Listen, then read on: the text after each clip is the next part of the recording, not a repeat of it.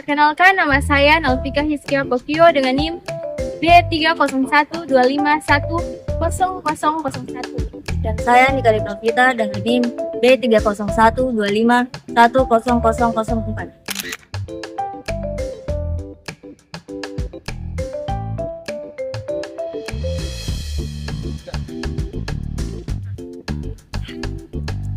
Perkenalkan, nama saya Andini Aura Rahma dengan NIM B301251114. Perkenalkan, nama saya Sri Mulyana dengan NIM B301250015. Perkenalkan, nama saya Muhammad Rizky dengan NIM B30125100007. Perkenalkan, nama saya Muhammad Fauzan dengan NIM B30125100026.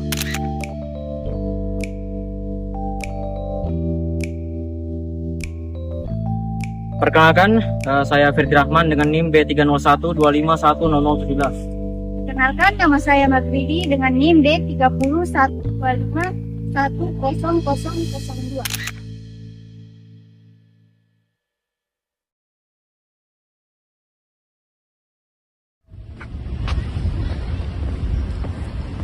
Assalamualaikum warahmatullahi wabarakatuh. Perkenalkan, kami dari kelompok 5 akan memaparkan hasil materi kami.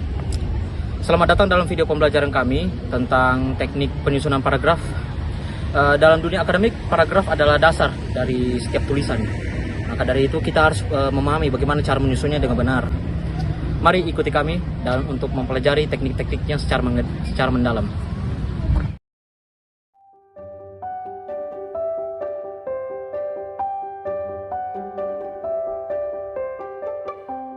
Jadi, paragraf deduktif adalah paragraf yang utamanya terletak di awal kalimat. Setelah itu, barulah disusul dengan kalimat penjelas yang mendukung. Contohnya adalah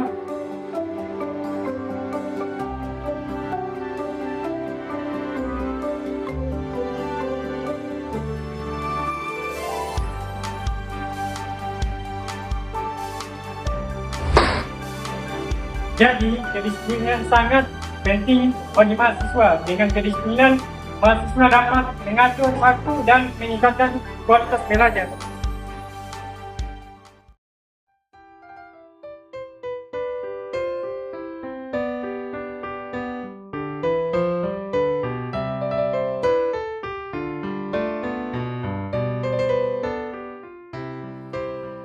Berbeda dengan paragraf induktif meletakkan ide pokok di akhir. Paragraf ini biasanya didahului oleh fakta, contoh, atau uraian yang kemudian mengarah ke kesimpulan. Contoh dari paragraf induktif, mahasiswa semakin terbiasa menggunakan platform e-learning, membaca jurnal digital, dan berdiskusi melalui aplikasi online. Semua hal ini menunjukkan bahwa teknologi digital sudah menjadi kebutuhan utama dalam pendidikan modern.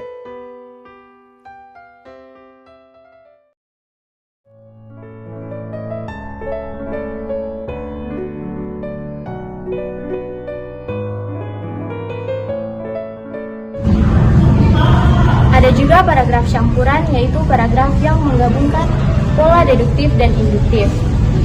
Gagasan awal berada pada awal paragraf, kembali ditegaskan di akhir paragraf. Contohnya, kerjasama antar kelompok sangatlah penting. Melalui kerjasama, mahasiswa dapat saling membagi ide dan memperkuat pemahaman. Oleh karena itu, kerjasama adalah kemampuan yang wajib dimiliki oleh setiap mahasiswa.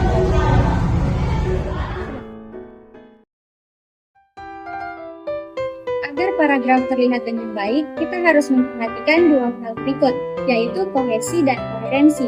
Kohesi adalah keterpaduan antar kalimat kata penghubung, dan koherensi yaitu alur pemikiran yang runtun dan logis.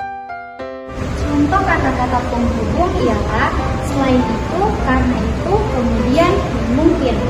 Kata-kata itulah yang membuat paragraf terasa nyata. Dalam penulisan paragraf, ada beberapa kesalahan yang sering dilakukan oleh mahasiswa, yaitu ide paragraf yang tidak fokus, kalimat yang masih melompat-lompat, dan tidak saling berkaitan. Satu paragraf bisa berisi lebih dari satu gagasan. Penggunaan kata hubung yang tidak tepat. Karena itu, penting untuk selalu memastikan satu paragraf hanya memiliki satu gagasan utama yang jelas.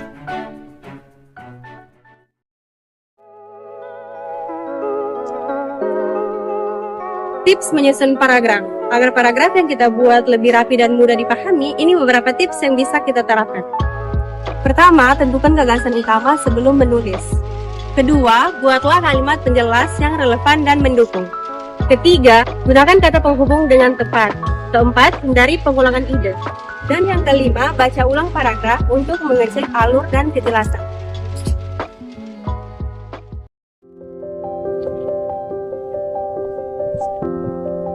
Dari pembahasan hari ini, kita dapat memahami bahwa menyusun paragraf bukan hanya soal menyusun kalimat, tetapi menyampaikan ide secara runtut dan terstruktur.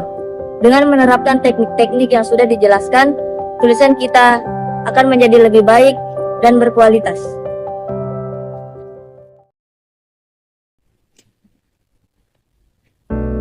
Itu tadi adalah teknik-teknik dalam menyusun paragraf. Terima kasih telah menonton video pembelajaran kami. Sampai jumpa di video berikutnya.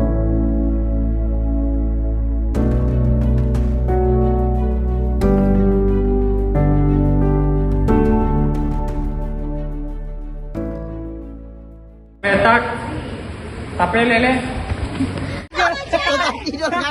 Sudah tidur.